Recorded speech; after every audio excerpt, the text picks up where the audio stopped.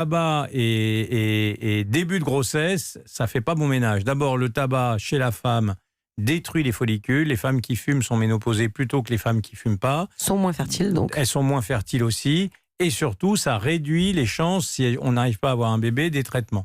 Donc le tabac, c'est l'ennemi, c'est le poison de la fertilité dès qu'on fume plus de 4 cigarettes par jour. On n'attend pas d'être enceinte pour arrêter, il vaut mieux arrêter avant, vraiment. Quoi. Il vaut mieux arrêter avant, d'autant, comme je dis souvent à mes patientes, le jour où vous allez être enceinte, est-ce que vous allez vraiment arrêter du jour au lendemain ?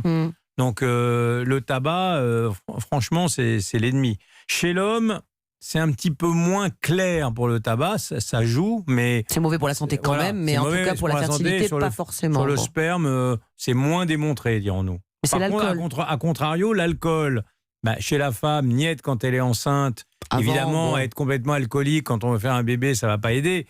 Alors que chez l'homme, une consommation très régulière d'alcool et quotidienne, c'est-à-dire plusieurs verres par jour, peut tout à fait influencer l'état du sperme, comme d'ailleurs le cannabis, s'il est fumé tous les jours. Donc, et le cannabis, oui, c'est pareil, ça a une action sur le sperme directement, c'est ça. Tout à fait. Et donc je disais, pendant la grossesse, vous disiez, avant, il faut se préparer, donc pour voir si on a des maladies, diabète, etc. Il faut consulter. Ouais. Mais je crois qu'il faut aussi faire soigner ses dents avant de tomber enceinte. Alors il y a aussi l'hygiène bucco-dentaire, parce qu'une fois qu'on est enceinte, il y a une fragilisation des gencives et tout, et c'est pas aussi facile de faire des soins dentaires, on saigne plus. Donc il vaut mieux effectivement avoir tout vérifié sur les... sur les dents. En préparant l'émission, vous parliez aussi des problèmes de fertilité éventuels chez les hommes qui font des sports d'endurance. Oui, j'ai constaté personnellement chez 2-3 patients qui étaient des vrais, c'est-à-dire Ironman. Moi, je pense à gros efforts, quoi. Voilà, moi je pensais à ce patient qui faisait Ironman et qui avait un sperme très bas.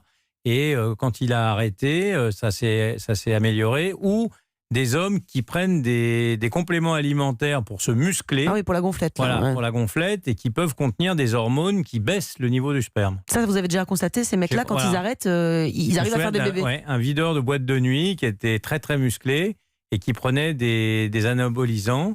Il avait un sperme catastrophique, il a arrêté. 3 mois après, son sperme était mieux. 4 mois après, sa femme était enceinte. Bon, ça vaut le coup d'arrêter ces cochonneries. Jimmy ? Vous l'avez un petit peu dit tout à l'heure, mais vous avez parlé des vaccinations.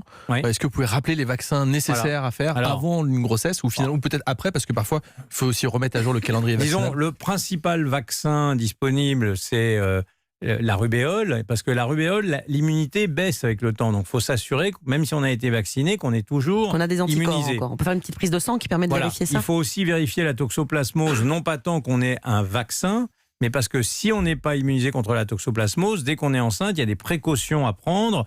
Manger la viande crue, laver les légumes, etc. Donc, c'est important. Pareil pour le cytomégalovirus, qui est un virus.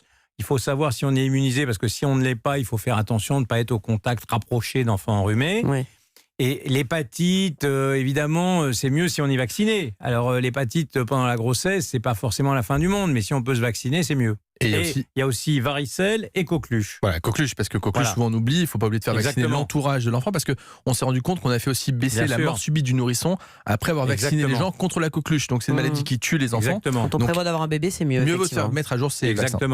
Au bout de combien de temps d'essai bébé, je dirais, on considère qu'on a un problème? Alors si on n'a pas de problème particulier, encore une fois, aujourd'hui, on ne parle pas de procréation médicale assistée, mais dans des couples hétérosexuels qui veulent avoir un bébé, au bout de, 6 mois, 1 an, 2 ans, c'est quand qu'on s'inquiète et qu'on consulte. Donc, si on est un couple avec des rapports réguliers, toujours, dont on a parlé tout à l'heure, en dessous de 35 ans, je dirais 1 an, et au-dessus de 37 ans, je dirais 6 mois. Ah oui, et entre les deux, si on est pressé, 6 mois aussi. Entre 6 mois et 1 an pour consulter effectivement quelqu'un pour faire un petit bilan de On disait fertilité. pendant longtemps 2 ans, mais 2 ans c'est beaucoup.